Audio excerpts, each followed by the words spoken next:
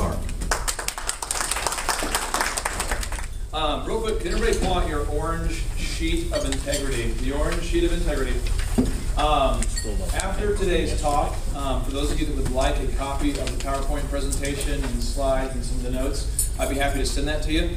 But one of the things that helps me, because I do speak to a couple hundred groups a year, is going through here. If you could just take a second to rate yourself, if you see at the bottom right here, on a scale of 1 to 10, with 10 being the best, how happy are you with your company's PR campaign? Obviously, if you don't have one, it'd probably be a 1, and if you had a great one, it might be a 10, but just so I kind of know where you're coming from.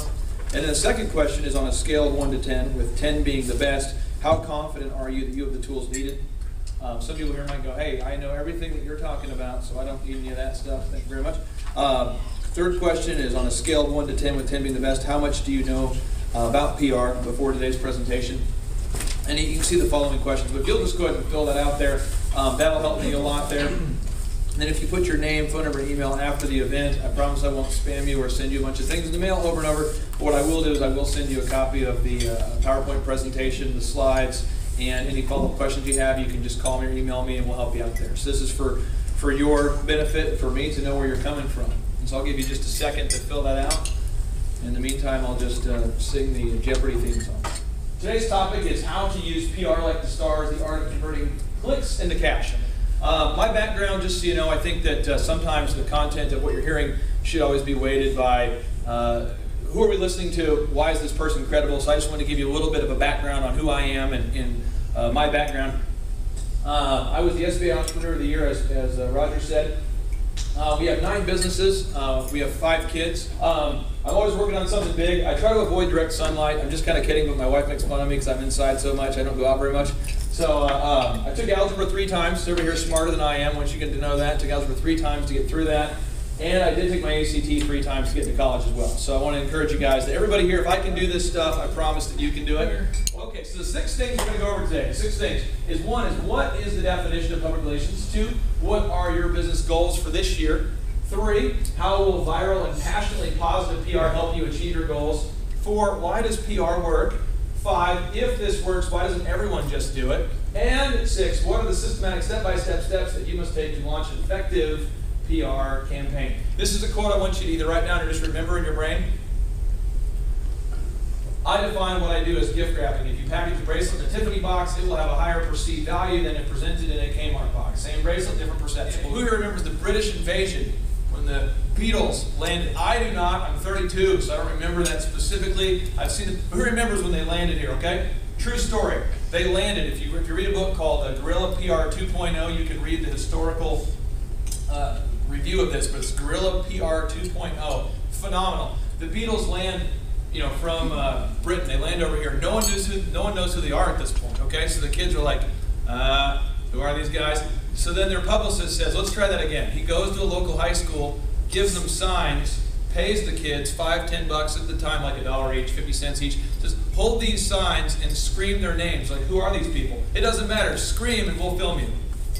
And then the Beatlemania, they took the photos, Beatlemania group.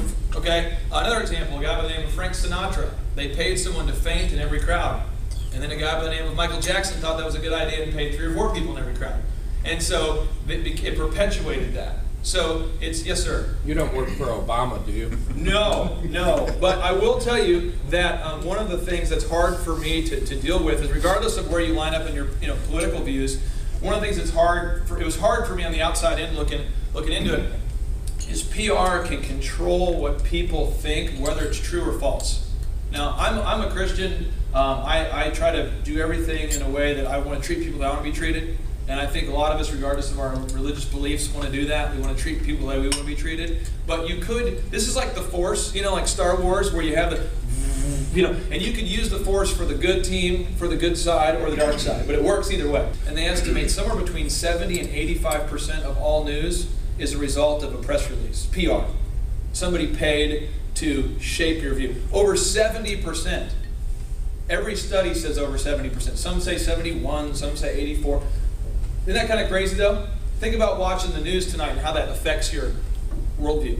Now, right now as a culture, what's the bias that the whole culture has, that every time you turn on the news, when it comes to the environment, what's the thing we're all being told to do? We all need to go green. Agreed. Aha. So is that a trend, or is that going to be a long term? Like, is that going to last? Is that a fad or a trend? Is that going to last beyond a year, you think? A trend? Now, at some point when I was in 7th grade, some of you remember this, we were told that the hydrocarbons, released from cars are damaging the ozone, right?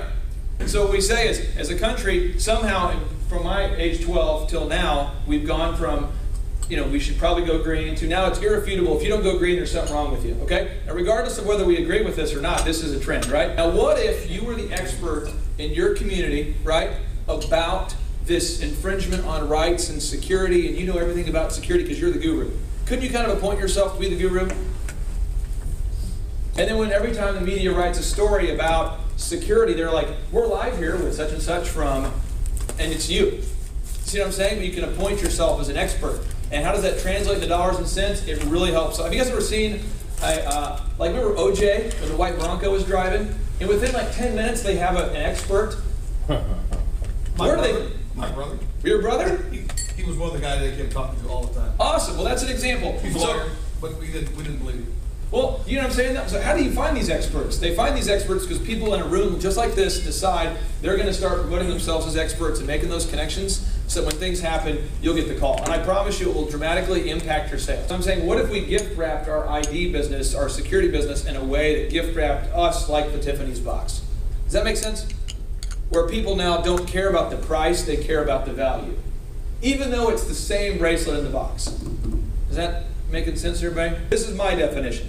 The art of systematically creating the closer. The closer that you can use to enhance your existing reputation and close more deals now. When you get in front of your ideal clients and likely buyers. Again, the art of systematically creating the closer.